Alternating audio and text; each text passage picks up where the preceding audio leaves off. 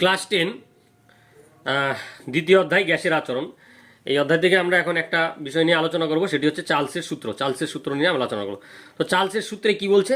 স্থির চাপে নির্দিষ্ট ভরের কোনো গ্যাসের আয়তন প্রতি 1 ডিগ্রি সেন্টিগ্রেড উষ্ণতা বৃদ্ধি বা হ্রাসের জন্য সংশ্লিষ্ট গ্যাসের 0 ডিগ্রি সি বা সেন্টিগ্রেড উষ্ণতায় যে আয়তন হয় যথাক্রমে তার 1/273 অংশ বৃদ্ধি বা হ্রাস পায়।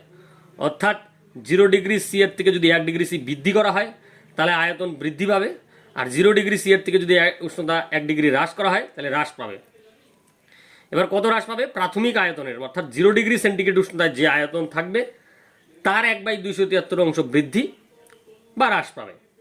এবার এটার ব্যাখ্যা বা গাণিতিক রূপটি কি দাঁড়াচ্ছে? এবার আমরা ধরে নিচ্ছি 0 ডিগ্রি সেন্টিগ্রেড উষ্ণতায় কোনো নির্দিষ্ট ভরের বা নির্দিষ্ট পরিমাণ গ্যাসের আয়তন V0, ভি সাবস্ক্রিপ্টে 0, এবং টি ডিগ্রি সেন্টিগ্রেড উষ্ণতা বৃদ্ধিতে, অর্থাৎ টি ডিগ্রি সেন্টিগ্রেড উষ্ণতা যদি বৃদ্ধি করা হয় তার ফলে মোট আয়তন যদি ভিটি হয় তাহলে আমরা চার্লসের সূত্রানুযায়ী লিখতে পারি VT equals to V0 into 1 plus T/273। এখানে ভিটি হচ্ছে টি ডিগ্রি সেন্টিগ্রেড উষ্ণতায় আয়তন এবং V0 হচ্ছে 0 ডিগ্রি সেন্টিগ্রেড উষ্ণতায় আয়তন।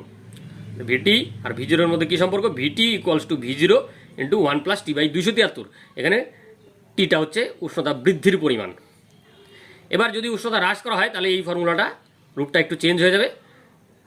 ভিটি equals to V0 into 1 minus, এখানে প্লাস ছিল এখানে মাইনাস, হ্রাস করলে মাইনাস আসবে, T/273। এবার এটাকে আমরা একটু এস্টাবলিশ করার বোঝার চেষ্টা করি কিভাবে আসলো এটা।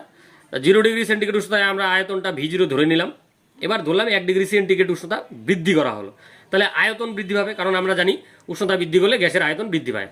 এবার চার্লস বলে দিয়েছে যে আয়তন বৃদ্ধি পাবে প্রাথমিক আয়তন, অর্থাৎ 0 ডিগ্রি সেন্টিগ্রেড উষ্ণতায় যা আয়তন তার 1/273 অংশ, এই 1/273 অংশ, তাহলে V0 ইন্টু 1/273 এটা বৃদ্ধি পেল। তাহলে টি ডিগ্রি সেন্টিগ্রেড উষ্ণতা যদি বৃদ্ধি করি আমি, তাহলে আমার আয়তনটা বৃদ্ধি কত পাবে? তাহলে V0 ঐকিক নিয়মে, সোজা ঐকিক নিয়ম, V0 ইন্টু T/273। এখানে একটা টি দিয়ে গুণ হয়ে গেল, এই সমীকরণের সঙ্গে টি দিয়ে গুণ হয়ে গেল। তাহলে এখন টি ডিগ্রি সেন্টিগ্রেড উষ্ণতা আয়তন কত?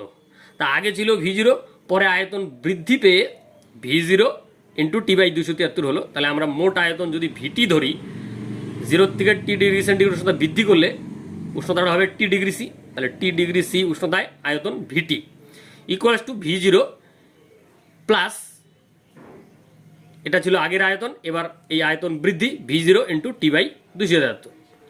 তারপরে আমরা V0 কমন নিচ্ছি, ভিটি ইকুয়ালস টু V0 কমন নিলাম, ব্র্যাকেটে 1 প্লাস T/273 থাকলো। এটা হচ্ছে যদি উষ্ণতা আমরা বৃদ্ধি করি টি ডিগ্রি সেন্টিগ্রেড। এবার যদি হ্রাস করি তাহলে আমাদের